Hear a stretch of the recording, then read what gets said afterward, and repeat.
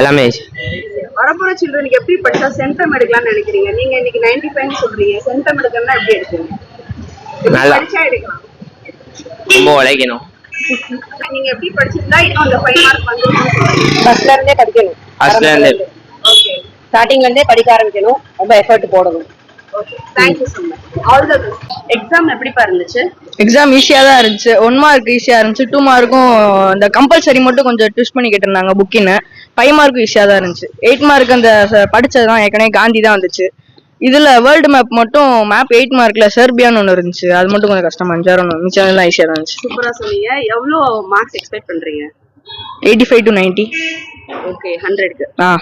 வரப்போற சில்ட்ரனுக்கு 100 எடுக்கணும்னா என்ன படிச்சிருந்தா எடுத்துக்கலாம் அப்படின்னு நீங்க ஃபீல் பண்றீங்க? புக்கின் படிக்கலாம், அந்த டூயினோ பாக்ஸஸ்.